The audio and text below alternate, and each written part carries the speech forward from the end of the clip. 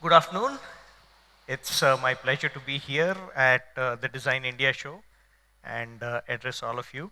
So, the topic that I'm here to talk about is the next in printing technologies. So, I'll quickly do a brief on Pragati, why embellishment technologies, and using the calendar here as a showcase for various technologies. So, we'll run through that sheet by sheet, and hopefully, we'll have a little time left over for some Q&A.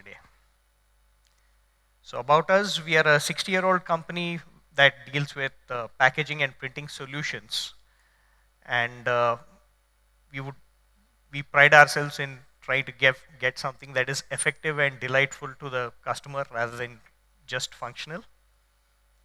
And what kind of makes us a little different from others is probably the wide range of experience in different verticals, whether it is packaging, uh, things like cartons, labels, rigid boxes, or marketing material, which is brochures, catalogs, and other kind of branding collateral like calendars and so on. So we run out of four different units, three of them in Hyderabad. The first one where we do the commercial printing in Red Hills. The second one is where we do the cartons in Balanagar, Hyderabad again.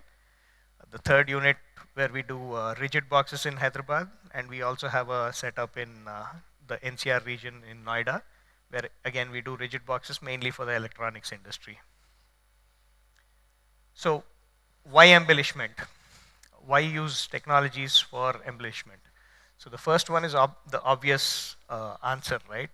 Stand out in an increasingly crowded space. If you pick any area in a supermarket, whether it is toothpaste to skincare or anything of that sort, you have so many options. Unless your product actually stands out, you're unable to get that time from the customer and grab attention in a world of decreasing attention spans.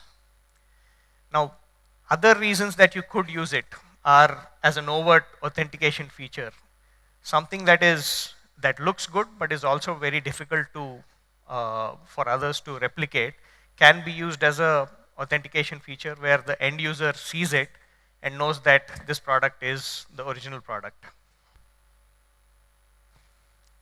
And finally, we were talking about engaging senses, right? Uh, it's found in a study that if you usually printing is a visual medium, but if you are able to engage an additional sense or two, the engagement of the end user goes up from 30 to 40%. So usually that would be tactile, though we can also look at oral and olfactory also to a degree. For example, music chips that are used in, say, cards to scratch and sniff, which are used in various formats. So these calendars are something that we've been doing for over 20 years now, where we use it to showcase different embellishment techniques.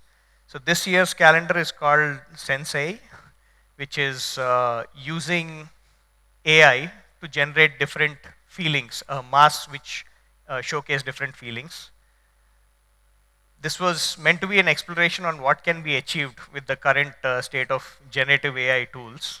Generative AI being top of mind in many people's minds nowadays, what with ChatGPT and Bard and so on and so forth. So we looked at generating images using Midjourney, and the text which is used on each of those calendars was generated through ChatGPT. Very interesting uh, journey that we had, and the learnings were: A, prompt engineering is an art. So what you put in the prompt is really going to make a huge difference in what you get out. And number two, do it and do it and do it again till you get it right. So keep changing that prompt around a little bit this way and that till you get something that you feel you want. This took us a couple of months actually, at least the designer a couple of months to get it right. And I think what was really cool about the calendar was that we were using AI, which doesn't have feelings, to generate images which showcase feelings. So it was an irony which we thought was a nice twist. So coming to the calendar itself, we start with the flyleaf that is showcased here. We've actually done it as a two-layer design. The first layer is a clear PET film, this layer here, and this is printed in with a double hit of white to generate heavy opacity, and then a double hit of black, and then a duotone of black for the eyes. So that is covering this image here, which is printed on a base sheet of silver metal transfer. You've all probably seen metallized PET film laminated to paper to give metallic finishes. But in this case, there is no plastic involved. It is just metal being transferred onto paper.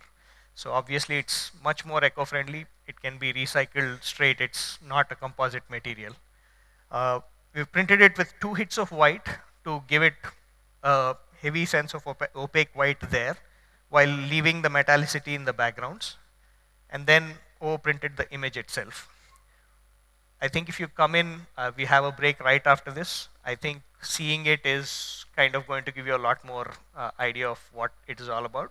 But gloss and matte effects have been used to create that porcelain kind of image for the the face of the robot.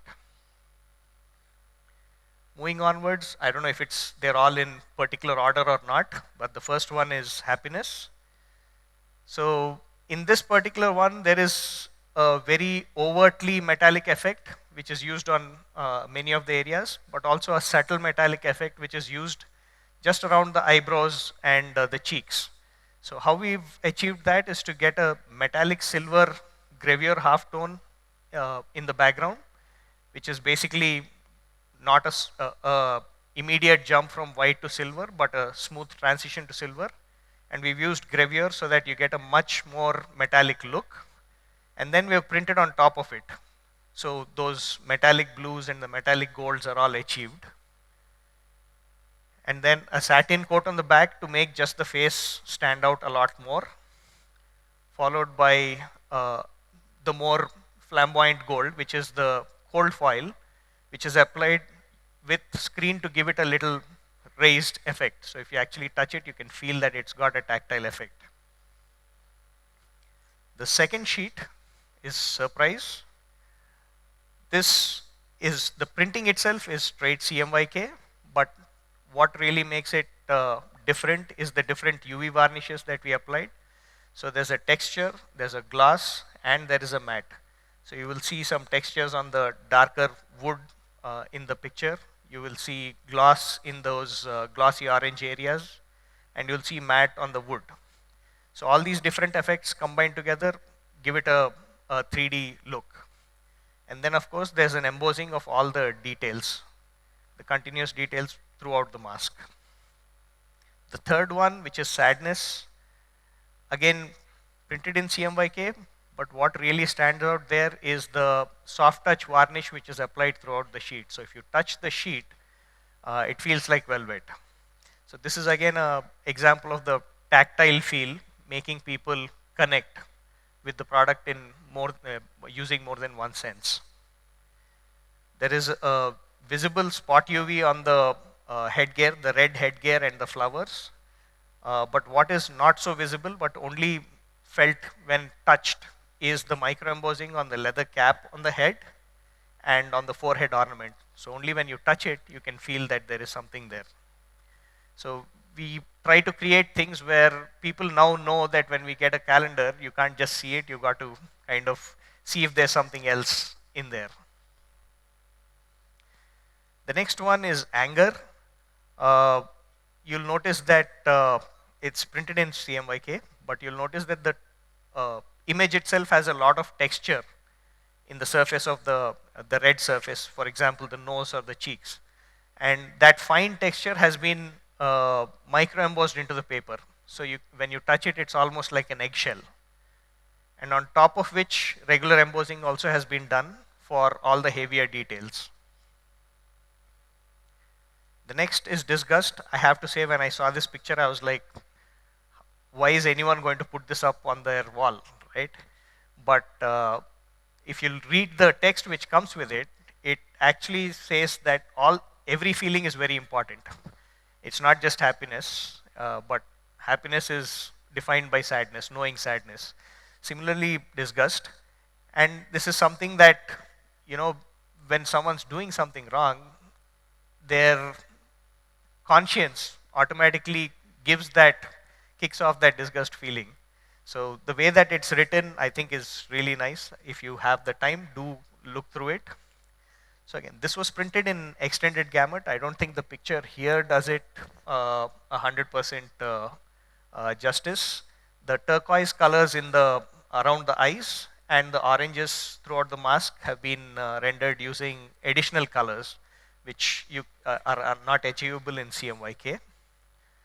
The entire mask has a spot gloss UV varnish to make it stand out. And then there are a lot of details in the mask, so very detailed embossing. So all of those details are all embossed.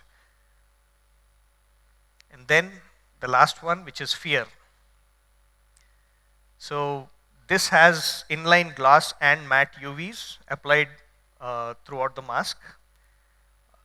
This mask, as you can see, just in the eyebrows and certain areas, has a lot of very, very fine detail. So all of those are micro embossed. We can micro emboss objects as small as 0.1 mm. So all these details are embossed.